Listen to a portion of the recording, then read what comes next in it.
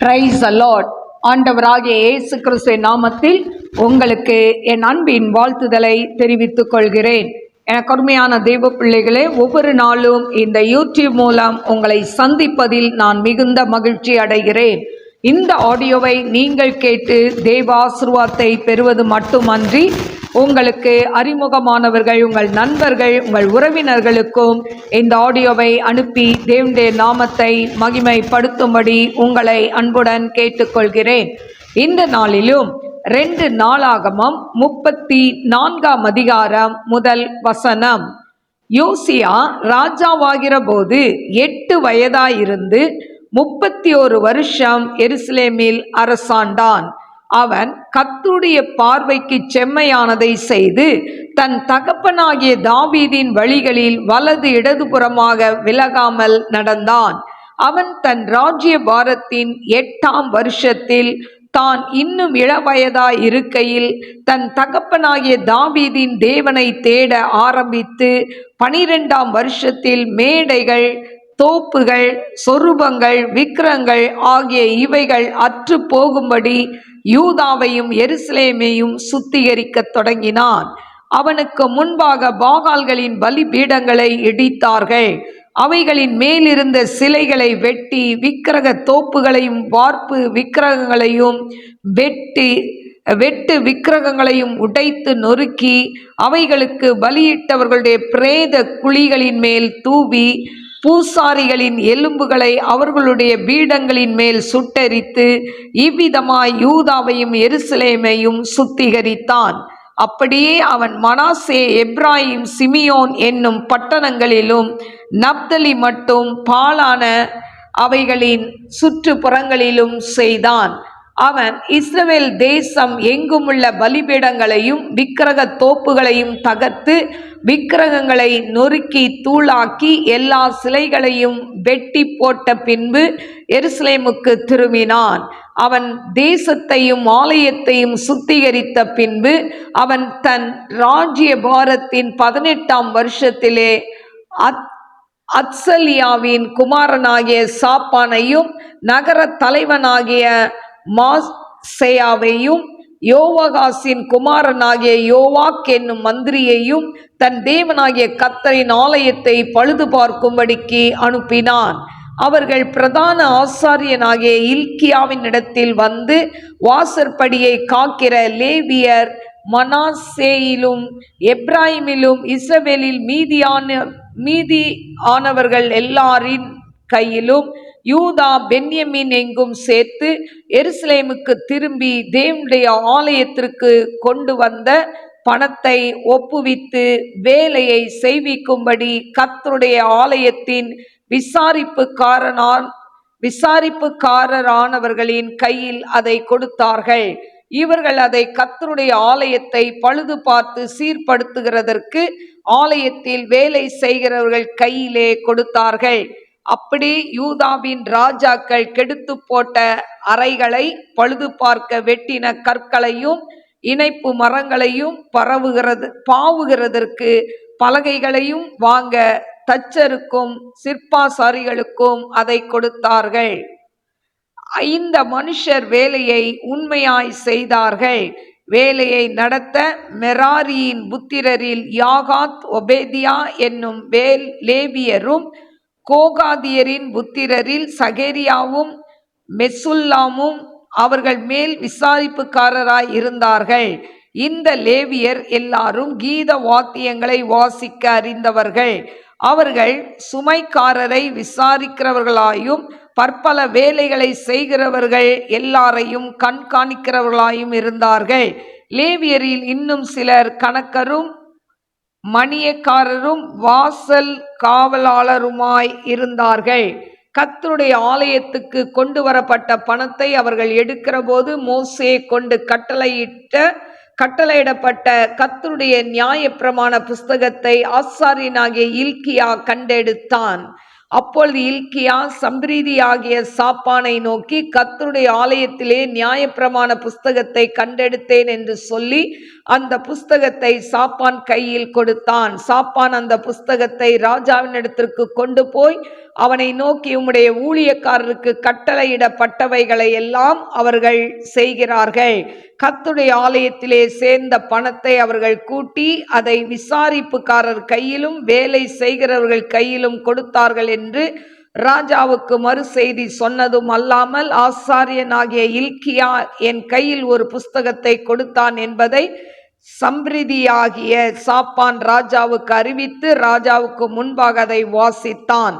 நியாயப்பிரமாணத்தின் வார்த்தைகளை ராஜா கேட்டபோது அவன் தன் வஸ்திரங்களை கிழித்து கொண்டு இல்க்கியாவுக்கும் சாப்பானின் குமாரனாகிய அகிக்காமுவுக்கும் மீகாவின் குமாரனாகிய அப்தோனுக்கும் சம்பிரதியாகிய சாப்பானுக்கும் ராஜாவின் ஊழியக்காரனாகிய அசையாவுக்கும் கட்டளையிட்டு சொன்னது, கண்டெடுக்கப்பட்ட இந்த புஸ்தகத்தினுடைய வார்த்தைகளின் நிமித்தம் நீங்கள் போய் எனக்காகவும் இஸ்ரவேலிலும் யூதாவிலும் மீதியானவர்களுக்காகவும் கர்த்தரிடத்தில் விசாரியுங்கள். இந்த புஸ்தகத்தில் எழுதியிருக்கிற எல்லாவற்றின் படியேயும் செய்யும்படிக்கு கர்த்தருடைய வார்த்தை நம்முடைய பிதாக்கள் கை கொள்ளாதே போனபடியினால் நம்மேல் மூண்ட கர்த்தருடைய உக்கிரம் பெரியது என்றான். அப்பொழுது இல்க்கியாவும் ராஜா அனுப்பின மற்றவர்களும் அஸ்ராவின் குமாரனாகிய திக்வாதின் மகனான சல்லூம் என்னும் பஸ்திரசாலை விசாரிப்புக்காரன் மனைவியாகிய உல்தாள் என்னும் தீர்க்கதரிசியானவளிடத்திற்கு போனார்கள். அவள் எருசலேமில் 2ஆம் வகுப்பிலே குடியிருந்தாள். அவளோட அதை பற்றி பேசினார்கள். அவள் இவர்களை நோக்கி, உங்களை என்னிடத்தில் அனுப்பினவருக்கு நீங்கள் சொல்ல வேண்டியது என்னவென்றால், இஸ்ரவேலின் தேவனாகிய கர்த்தர் உரைக்கிறதாவது, இதோ யூதாவின் ராஜாவுக்கு முன்பாக வாசிக்கப்பட்ட புஸ்தகத்தில் எழுதியிருக்கிற சகல சாபங்களுமாகிய பொல்லாப்பை நான் இந்த ஸ்தலத்தின் மேல் இதன் குடிகளின் மேலும் வரப்பண்ணுவேன். அவர்கள் என்னை விட்டு தங்கள் கைகளின் கிரியைகள் எல்லாவற்றிலும் எனக்கு கோபம் உண்டாக்க வேறே தேவர்களுக்கு தூபம் காட்டினபடியினால் என் உக்கிரம் அவிந்து போகாதபடி இந்த ஸ்தலத்தின் மேல் இறங்கும் என்று கர்த்தர் உரைக்கிறார். கர்த்தரிடத்தில் விசாரிக்கிறதுக்கு உங்களை அனுப்பின யூதாவின் ராஜாவினிடத்தில் நீங்கள் போய், நீ கேட்ட வார்த்தைகளை குறித்து இஸ்ரவேலின் தேவனாகிய கர்த்தர் சொல்கிறது என்னவென்றால், இந்த ஸ்தலத்திற்கும் அதன் குடிகளுக்கும் விரோதமாக தேவன் சொன்ன அவருடைய வார்த்தைகளை நீ கேட்கையில் உன் இருதயம் இளகி எனக்கு முன்பாக நீ உன்னை தாழ்த்தி எனக்கு முன்பாக பணிந்து உன் வஸ்திரங்களை கிழித்து கொண்டு எனக்கு முன்பாக அழுதபடியினால் நானும் உன் விண்ணப்பத்தை கேட்டேன் என்று கர்த்தர் சொல்கிறார். இதோ நான் இந்த ஸ்தலத்தின் மேலும் இதன் குடிகளின் மேலும் வரப்பண்ணும் எல்லா பொல்லாப்பையும் உன் கண்கள் காணாதபடிக்கு நீ சமாதானத்தோட உன் கல்லறையில் சேர்த்து கொள்ளப்பட நான் உன்னை உன் பிதாக்கள் அண்டையிலே சேர பண்ணுவேன் என்கிறார் என்று சொன்னாள். அவர்கள் ராஜாவுக்கு மறு செய்தி கொண்டு போனார்கள். அப்பொழுது ராஜா யூதாவிலும் எருசலேமிலும் உள்ள மூப்பரையெல்லாம் அழைப்பித்து கூடி வர செய்து, ராஜாவும் சகல யூதா மனுஷரும் எருசலேமின் குடிகளும் ஆசாரியரும் லேவியரும் பெரியோர் முதல் சிறியோர் மட்டுமுள்ள சகலருமாய் கர்த்தருடைய ஆலயத்துக்கு போனார்கள். கர்த்தருடைய ஆலயத்திலே கண்டெடுக்கப்பட்ட உடன்படிக்கை புஸ்தகத்தின் வார்த்தைகளை எல்லாம் அவர்கள் காதுகள் கேட்க வாசித்தான். ராஜா தன் ஸ்தானத்திலே நின்று அந்த புஸ்தகத்தில் எழுதியிருக்கிற உடன்படிக்கையின் வார்த்தைகளின் படியே தான் செய்வதினாலே கர்த்தரை பின்பற்றி நடப்பேன் என்றும், தன் முழு இருதயத்தோடும் தன் முழு ஆத்துமாவோடும் அவருடைய கற்பனைகளையும் அவருடைய சாட்சிகளையும் அவருடைய கட்டளைகளையும் கைக்கொள்வேன் என்றும் கர்த்தருடைய சந்நிதியில் உடன்படிக்கை பண்ணி எருசலேமிலும் பென்யமீனிலும் காணப்பட்ட யாவரையும் அதற்கு உட்பட பண்ணினான். அப்படியே எருசலேமின் குடிகள் தங்கள் பிதாக்களின் தேவனாகிய அந்த தேவனுடைய உடன்படிக்கையின்படியே செய்தார்கள். யோசியா இஸ்ரவேல் புத்திரருடைய தேசங்கள் எங்கும் உண்டான அருவருப்புகளை எல்லாம் அகற்றி இஸ்ரவேலிலே காணப்பட்டவர்களை எல்லாம் தங்கள் தேவனாகிய கர்த்தரை சேவிக்கும்படி செய்தான். அவன் உயிரோடு இருந்த நாளெல்லாம் அவர்கள் தங்கள் பிதாக்களின் தேவனாகிய கர்த்தரை விட்டு பின் வாங்கினதில்லை. கருமையான தெய்வ பிள்ளைகளே, இந்த நாளிலும் 2 நாளாகமம் 34ஆம் அதிகாரம் 1 முதல் 33 வசனங்களை நான் வாசித்திருக்கிறேன். கருமையான தேவ பிள்ளைகளே, இந்த இடத்துல பார்த்தீங்கன்னா, அதாவது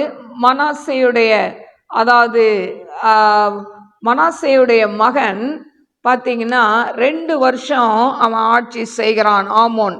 அதற்கு பிறகு அவனுடைய மகன் யோசியா அதாவது ராஜாவாகிறான். இந்த யோசியா ராஜாவாகிற போது அவனுக்கு 8 வயது தான் இருந்தது. சிறு வயதிலே அவன் ராஜாவாய் ஆகிறான். 31 வருஷம் எருசலேமை அரசாண்டான் என்று சொல்லப்பட்டிருக்கிறது. எனக்கு அருமையான தெய்வ பிள்ளைகளே, அவன் தன் தகப்பனாகிய தாவீதின் வழிகளில் வலது இடதுபுறம் விலகாமல் நடந்தான் என்று சொல்லப்பட்டிருக்கு. அதாவது தாவீது எப்படி நடந்தானோ அதே போல இவனும் என்ன பண்றான், ஆண்டவருடைய வழிகளில் நடந்தான் என்று சொல்லப்பட்டிருக்கு. இவன் ஆட்சிக்கு வந்து, அதாவது 3வது வசனத்துல 8ஆம் வருஷத்திலே, தான் இன்னும் இளவயதா இருக்கையில், 8ஆம் வருஷம்னா அவனுக்கு 16 வயது, 8 வயசுல ராஜாவாரான். அடுத்த 8 வருஷத்துல அவன் பார்த்தீங்கன்னா அந்த இள வயதுல அவன் தகப்பனாகிய தாவீதின் தேவனை தேட, ஆண்டவரை தேட ஆரம்பிச்சு அந்த 12ஆம் வருஷத்துல மேடைகள், தோப்பு, சொருபங்கள், விக்கிரங்கள் இதெல்லாம் என்ன பண்றான், அந்த நாட்டில் தேசத்துல இல்லாதபடி யூதாவையும் எருசலேமையும் அவன் சுத்திகரிக்கிறான் என்று சொல்லப்பட்டிருக்கு.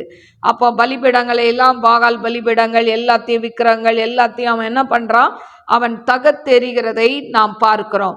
பூஜாரிகளுடைய எலும்பு இதெல்லாம் பலிபீடங்கள் மேலே சுட்டரித்து இதையெல்லாம் யூதாவிலும் எருசலேமிலும் அந்த நாடுகளை சுத்திகரிக்கிறதை, அந்த ஜனங்களை சுத்திகரிக்கிறதை நாம் பார்க்கிறோம். எனக்கு அருமையான தெய்வ பிள்ளைகளே, இப்படி அவன் சுத்திகரிப்பை அவன் செய்து ஜனங்களுக்குள்ளேயும் ஆண்டவரை குறித்தான ஒரு பக்தி வைராக்கியத்தை அவன் எழுப்புகிறதை நாம் பார்க்கிறோம். எனக்கு அருமையான தெய்வ பிள்ளைகளே, இதுல பார்த்தீங்கன்னா, அதாவது நம்ம ஒவ்வொருத்தரையும், அவன் மட்டும் பரிசுத்தமா இல்லை, ஜனங்களை என்ன பண்றான், பரிசுத்தப்படுத்துறதுக்கு அவன் பல வழிகளை அவன் நாட்டில் அவன் செய்கிறதை பார்க்கிறோம். எனக்கு அருமையான தெய்வ பிள்ளைகளே, இதுல பார்த்தீங்கன்னா 34ஆம் அதிகாரம் 19ஆம் வசனத்துல நியாயப்பிரமாணத்தின் வார்த்தைகளை ராஜா கேட்டபோது அவன் தன் வஸ்திரங்களை கிழித்து கொண்டு, இப்போ இதுல இப்படி இவங்க ஆலயத்தெல்லாம் சுத்திகரிக்கும் போது ஒரு புஸ்தக சுருளை சாப்பான் என்ன பண்றான், கொண்டு வரான். அவன் ராஜா கிட்ட கொண்டு கொடுக்கறான். கொடுத்துட்டு இத மாதிரி ஒரு புக்கு, அதாவது புஸ்தகத்தை நான் எடுத்தேன் அப்படின்னு சொல்லி அதை கொடுக்கும்போது அதுல நியாயப்பிரமாணத்தின் வார்த்தைகளை ராஜா கேட்டபோது அவன் வஸ்திரத்தை கிழித்து கொண்டான். எனக்கு அருமையான தெய்வ பிள்ளைகளே, அதை கொண்டு போய் அதனுடைய அர்த்தம் என்னன்னு சொல்லி அந்த தேசத்தில் உள்ள, அதாவது விசாரிப்பு வஸ்திரசாலை விசாரிப்புக்காரனாகிய, அதாவது உல்தால் என்னும் தீர்க்கதரிசி கிட்ட அனுப்புறாங்க. எனக்கு அருமையான தேவ பிள்ளைகளே, இவன் பாருங்க, சல்லூம் என்னும் வஸ்திரசாலை விசாரிப்புக்காரன் மனைவியாகிய, அப்போ சல்லூமுடைய மனைவி உல்தால் என்னும் தீர்க்கதரிசி அவகிட்ட போய் விசாரிக்க சொல்றாங்க. அவ அதை படித்து பார்த்துட்டு ஆண்டவர் சொல்கிற வார்த்தை என்னன்னா, இந்த ஜனங்கள் எனக்கு விரோதமா தூபம் காட்டினபடினால இந்த தேசத்தை நான் அழித்து போடுவேன் அப்படின்னு சொல்லிட்டு 27ஆம் வசனத்துல, ஆனாலும் இந்த வார்த்தையை நீ கேட்கும்போது நீ உன்னை தாழ்த்தி பணிந்து வஸ்திரங்களை கிழித்து கொண்டபடினால நான் உன் விண்ணப்பத்தை கேட்டேன்னு ஆண்டவர் சொல்றார். 27ஆம் வசனத்துல இந்த யோசியாவுடைய விண்ணப்பத்தை தேவன் கேட்கிறார். அதனால சொல்றாரு, நீ இருக்கிற நாட்கள்ல உன் கண் காணும்படி இதை நான் செய்ய மாட்டேன், நீ உன்னுடைய பிதாவின் இடத்துல நீ சேர்ந்த பிறகு, அப்படின்னா நீ மரித்த பிறகு இந்த சம்பவங்கள் நடக்கும் என்று சொல்லி அங்க, அதாவது கர்த்தர் பேசுகிறதை அவன் பார்க்கிறான். எனக்கு அருமையான தெய்வ பிள்ளைகளே, இப்படி அவன் பார்த்தீங்கன்னா ராஜாவா இருக்கும்போது அவன் தன்னுடைய ராஜ்யத்தை சுத்திகரித்தது மட்டுமல்லாமல் ஜனங்களையும் ஆண்டவருக்குள்ள அவருடைய வார்த்தைகளுக்கு கீழ்ப்படிந்து, அவர் கட்டளைகளுக்கு கீழ்ப்படிந்து அவருடைய சாட்சிகளில் நடக்கணுன்றதையும் அவன் சொல்கிறதை நாம் பார்க்கிறோம். எனக்கு அருமையான தெய்வ பிள்ளைகளே, இந்த யோசியா இஸ்ரேல் புத்திரருடைய தேசங்கள் எங்கும் உண்டான அருவறுப்புகளை எல்லாம் என்ன பண்றான், அவன் அகற்றி போட்டான் என்று சொல்லப்படுகிறது. இஸ்ரவேலிலே காணப்பட்டவர்களை எல்லாம் தங்கள் தேவனாகிய கர்த்தரை சேவிக்கும்படி செய்தான்.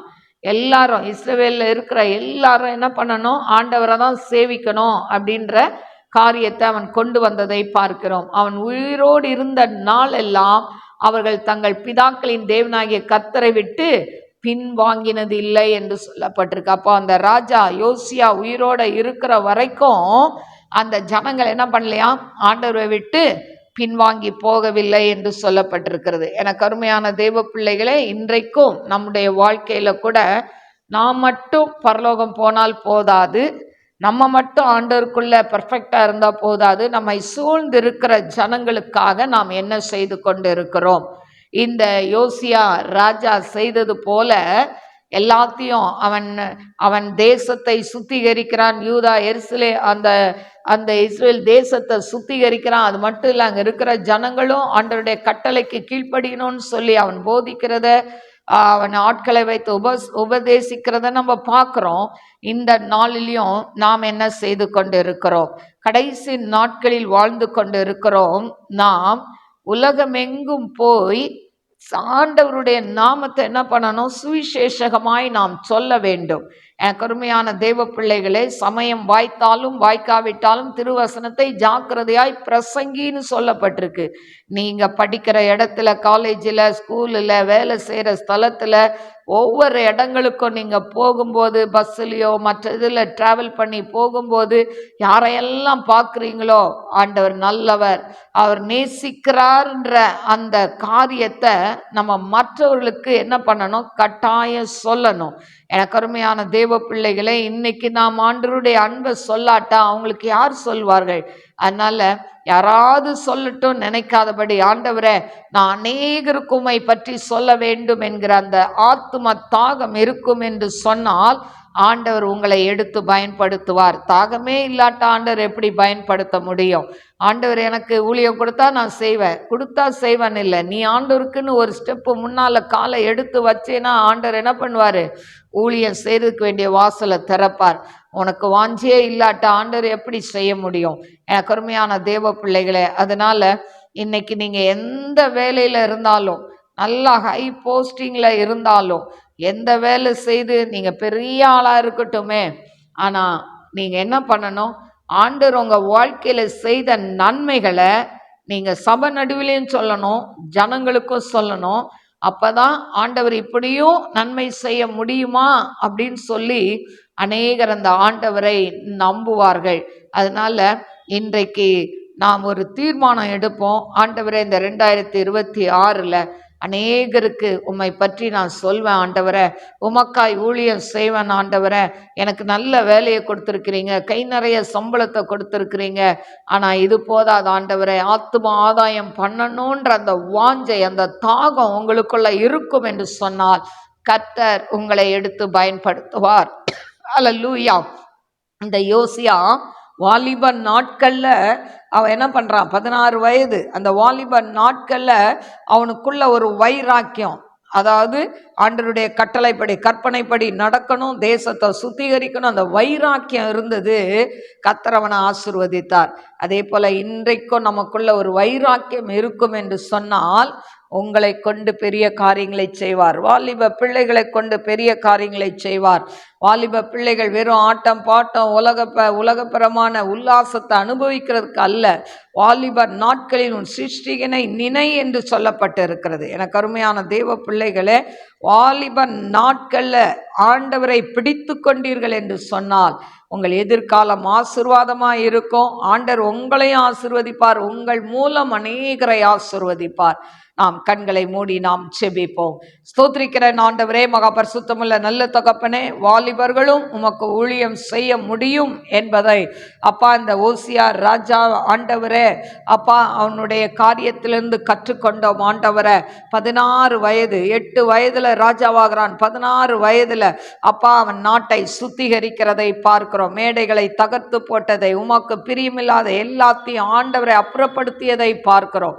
இன்னைக்கு ஆண்டவரை வாலிப பிள்ளைகள், அநேக வாலிப உள்ளங்களை எழுப்புங்கப்பா.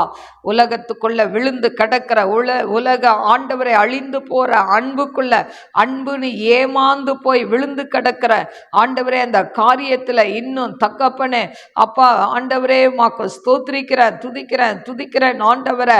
அப்பா வாட்ஸ்அப், யூடியூப் ஆண்டவரை, ட்விட்டர் ஆண்டவரை, ஃபேஸ்புக் ஆண்டவரை, அப்பா தேவனை என்னென்ன இருக்கோ எல்லாத்துலேயும் அடிமையா இருக்கிற பிள்ளைகளை தூக்கி எடுங்க ஆண்டவரை. அவர்கள் உமக்கென்று அப்பா உமக்கென்று எழும்பி பிரகாசிக்கட்டும் ஆண்டவரை. அப்பா ஒவ்வொரு பிள்ளைகளும் எந்த வேலையில இருந்தாலும் உங்க ஊழியத்தை செய்கிற பிள்ளைகளாய் மாற்றுவீராக டாடி. ஆண்டவரே உம்முடைய அன்பின் கரத்துல தாழ்த்துகிற வாலிப பிள்ளைகளை ரட்சிங்க ஏசப்பா. இன்னைக்கு குடிக்கும் கஞ்சாக்கும் போதைப் பொருட்களுக்கு அடிமையா இருக்கிற வாலிப பிள்ளைகளை தொடுவீராகப்பா. படிக்கிற வயதிலே அப்பா ஆண்டவரே அப்பா லவ் பண்றேன்னு சொல்லி ஆண்டவரே அப்பா வீட்டுக்கு தெரியாம ஆண்டவரே அப்பா எத்தனை பிள்ளைகள் இன்னைக்கு ஆண்டவரே தாய் தகப்பனுக்கு ஆண்டவரே தெரியாமல் ஆண்டவரே அன்புன்ற மாய வலைக்குள்ள விழுந்து தங்கள் படிப்பை ஆண்டவரை நாசப்படுத்தி கொண்டு இருக்கிற ஒவ்வொரு பிள்ளைகளையும் தொடுமாண்டவரை அப்பா. காலேஜுக்கு கஷ்டப்பட்டு படிக்க அனுப்பினா ஊரை சுத்திக்கிட்டு ஆண்டவரை படிக்காம ஆண்டவரை ஊரை ஏமாத்தி கொண்டு இருக்கிற வாலிப பிள்ளைகளை தொடுவீராக ஆண்டவரை. அப்பா அம்மாக்கு ஸ்தோத்திரிக்கிற எத்தனை பேரண்ட்ஸ் அப்பா ஃபீஸ் கட்ட முடியாம கஷ்டப்பட்டு அப்பா கடனை வாங்கி எப்படியாவது படிக்கணுமேனு பிள்ளைங்களுக்கு ஃபீஸ் கட்டுறாங்கப்பா. ஆனா அந்த பிள்ளைங்க ஆண்டவரே படிப்புல ஆண்டவரே நாட்டம் இல்லாம இருக்கிறாங்களே ஆண்டவரே அந்த உள்ளங்களை எல்லாம் தொடுங்கப்பா. அப்படிப்பட்ட பிள்ளைகளை வைத்து தாய் தகப்பன் வடிக்கிற கண்ணீர் ஏராளம் ஆண்டவரை. அந்த கண்ணீருக்கு பதில் கொடுங்க, இந்த நாமத்தை மகிமைப்படுத்துங்கப்பா. இந்த நாட்களே அப்பா எக்ஸாம் டைம்ல அப்பா 10th +1 +2 எழுதுற பிள்ளைகளுக்கு விசேஷித்த ஞானத்தை கொடுங்கப்பா. எக்ஸாம் டைம்ல எந்த சுகவீனம் பலவீனம் வராதபடி பிள்ளைகளை வேலியெடுத்து காத்து கொள்ளுங்கப்பா. நாமத்தை மாத்திரம் மகிமைப்படுத்துங்க ஆண்டவரே. உம்முடைய கரத்துக்குள்ள தாழ்த்தி ஒப்பு கொடுக்கிறேன், நீரை பொறுப்பெடுத்து வழி நடத்தும். இயேசுவின் நாமத்தில் கேட்கிறேன் பிதாவே, ஆமென். God bless you. God bless you.